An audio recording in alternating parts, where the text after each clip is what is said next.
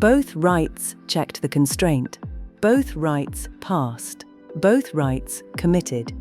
The constraint had been violated, not because the check failed, but because it ran twice, simultaneously, before either write had finished. Constraints protect data from individual bad writes.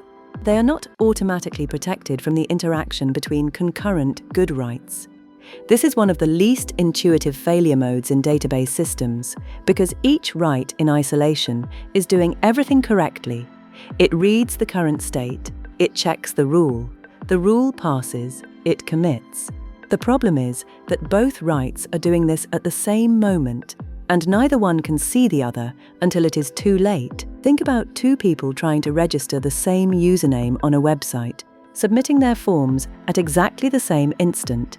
The system receives both requests simultaneously. Both go to the database and ask, does this username already exist? At the moment both queries run, the username does not exist in either case. Neither registration has completed yet. Both checks pass.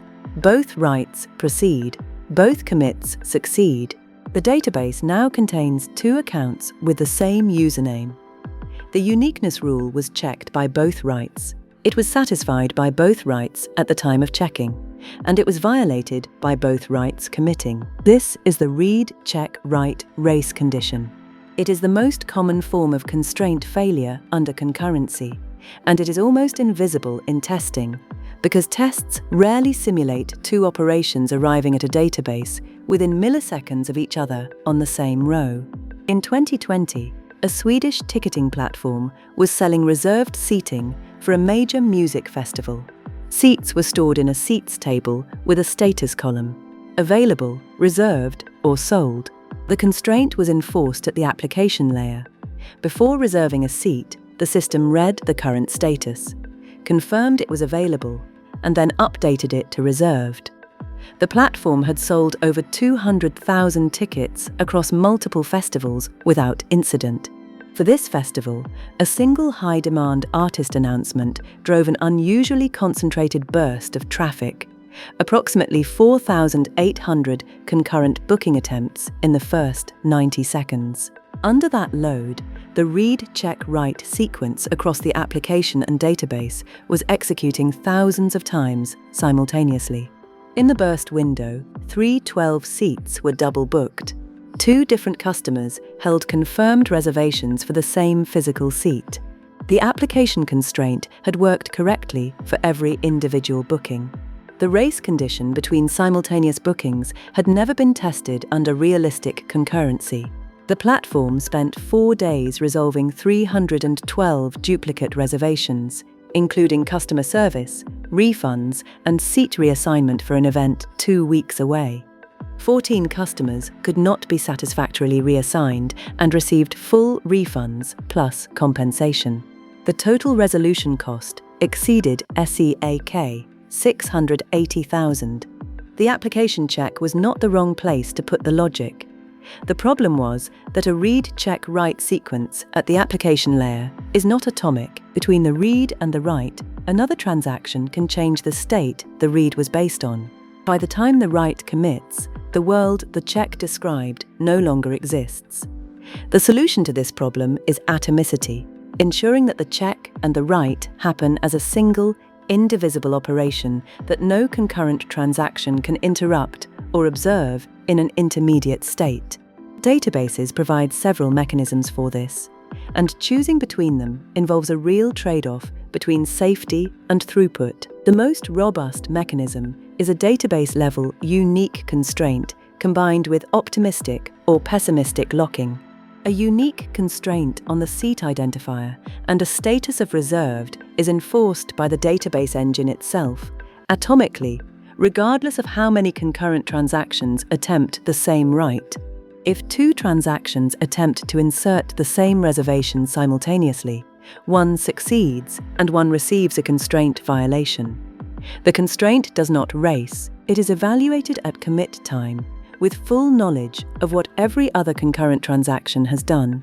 Pessimistic locking, using select for update to lock the row at read time, prevents any other transaction from reading or modifying the row until the lock is released. This eliminates the race entirely by serializing access to the contested resource. The cost is throughput. Locked rows mean waiting transactions, and under high concurrency, lock contention can become the bottleneck. Optimistic concurrency control takes the opposite approach. Reads are unrestricted, but writes include a version check, a timestamp or version number that must match what was read. If a concurrent write has changed the row between the read and the write, the version check fails and the transaction is retried. This performs better under low contention and degrades gracefully under high contention, at the cost of requiring retry logic in the application. There are 3 things that address this. First, identify which rules in your system are vulnerable to read-check-write races. Any rule that is enforced by reading state, evaluating a condition, and then writing, where the condition depends on the state remaining unchanged between the read and the write, is a candidate. Seat availability, inventory counts, account balance limits, unique username registration, coupon redemption limits, any rule where 2 valid-looking writes can interact to produce an invalid result. These rules need atomicity, not just validation. Second, push uniqueness and exclusivity constraints to the database layer wherever possible. Application layer checks are correct for individual writes. They are not safe against concurrent writes without additional coordination. A unique constraint evaluated at commit time by the database engine provides the atomicity that an application layer read-check-write sequence cannot. The Swedish ticketing platform's seat status check belonged in the database, a unique partial index on seat ID, where status equals reserved would have made the double booking structurally impossible, regardless of concurrency. Third, test under realistic concurrency before production exposure to peak load. The race condition that produced 312 double bookings had never appeared in testing, because testing had never simulated 4,800 simultaneous booking attempts. Concurrency testing does not need to match peak production load exactly. It needs to be sufficient to expose race conditions that exist in the code. Running 50 simultaneous write attempts against the same contested resource is often enough to surface a race that 10 sequential attempts would never reveal. The 2 people submitting the username registration form at the same moment were both following the rules. Neither was doing anything wrong.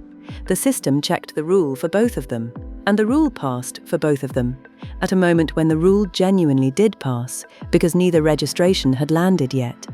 The violation was not caused by either write individually. It was caused by the gap between when the check ran and when the write committed, multiplied across 2 simultaneous transactions, a constraint that can be satisfied by 2 concurrent writes simultaneously, is not protecting the invariant it was designed to protect. It is protecting it for one writer at a time, in a system where writers do not always arrive one at a time. The 312 seats that were double booked were each checked individually and correctly. The concurrency between them was never part of the check. That gap between individual correctness and concurrent correctness is where the seats were lost.